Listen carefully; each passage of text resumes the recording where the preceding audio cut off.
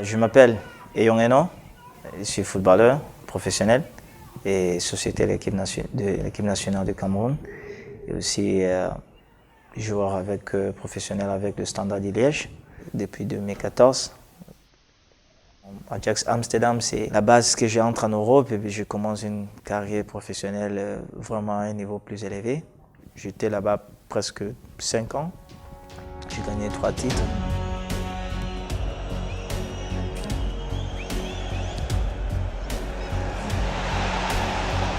Je suis arrivé à l'équipe nationale du Cameroun depuis 2009 et j'ai eu l'opportunité de jouer avec certains légendes du football Cameroun comme le Rigobert Song, comme Jérémy Gitap, Samuel Eto'o, Boumelen et d'autres joueurs.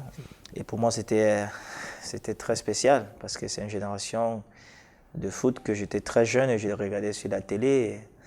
Et voilà, j'étais là pour jouer avec eux. Dans 2009, et puis mon premier Coupe d'Afrique des Nations en 2010 en Angola. Et Coupe du Monde en Afrique du Sud en 2010 aussi. Et depuis ce temps-là jusqu'à maintenant, j'ai aussi une Coupe du Monde en 2014 et notre Coupe d'Afrique des Nations. Dans la culture africaine, il faut respecter les aînés, il faut faire le travail, il faut être sérieux dans tout ce que tu fais. Donc il y avait déjà une base de culture que j'ai grandi avec. Mais en tout cas, j'étais à l'école, je faisais bien. Je ne suis pas sorti dans une famille très pauvre. Il y avait assez pour nous envoyer à l'école, assez qu'on pouvait s'habiller et pouvait manger. Donc, je n'avais pas senti cette stress de pauvreté et tout ça dans ma jeunesse quand je grandissais. Je faisais bien à l'école, je jouais au foot, j'avais une très belle famille. Mais il y avait toujours une vie dans moi. Et je ne savais pas encore, je ne savais pas ça signifie quoi. L'année 2002-2001 où j'ai fait un voyage pour aller à l'école dans une autre ville de Bamenda. Après 3 mois, j'ai rencontré, je l'appelle un jeune, je l'appelle un ami, je l'appelle un frère. Il parlait de Jésus, il parlait de l'amour de Dieu, mais c'était différent pour moi parce que je me suis planté là et il a commencé à exposer l'amour de Dieu pour l'humanité. Tout le monde est né dans le péché. Et Dieu a tant aimé le monde qu'il ne voulait pas laisser l'homme dans le péché. Et puis il envoie Jésus pour venir nous ôter de notre péché et nous donner cette vie abondante, cette vie éternelle, qui n'est pas seulement dans les cieux, mais déjà ici, sur cette terre, tu commences à avoir l'expérience de cette vie qui est pleine de joie, qui est pleine de cette relation que tu peux avoir directe avec Dieu. Je ne pouvais même pas imaginer que c'était possible de parler à Dieu directement, de sentir la présence de Dieu là où tu es. Dans ma tête, comme un jeune, je savais que Dieu était très haut, très loin, et personne ne pouvait pas rencontrer Dieu. Il est venu rencontrer l'humain, il est mort pour nous, il est mort pour notre péché, c'était réel, et maintenant son amour est venu sur moi, et j'ai vu que j'étais un péché, j'avais besoin d'un sauveur. La vie qu'il me donne, c'est une don, et je ne dois rien payer pour ça. Jésus est venu offrir ça pour nous. C'est ça c'est l'amour de Dieu. Et je ne dois pas faire aucun protocole religieux pour avoir cette vie. Il dit c'est libre. Cette vie que je sentais en tant que jeune, en grandissant, c'est là que je suis que cette vie a été remplie. C'est de là que ma vie change complètement. Je reviens chez moi. Et ma famille, c'était un peu difficile pour eux au début là, parce que maintenant j'ai prie, je lis la Bible, ça c'était pas les choses normales qu'ils voyaient. Je sortais pas comme avant, j'étais chaque fois à la maison. J'ai d'autres amis qui me connaissaient pour aller au boîte de nuit, je partais pas, j'avais pas l'envie, toute l'envie en moi a été changée. Les années s'enfilent et l'une des périodes les plus difficiles dans ma vie que j'ai vues pendant mon carrière professionnelle, c'était en 2012 où j'étais blessé au genou, j'ai eu une fracture.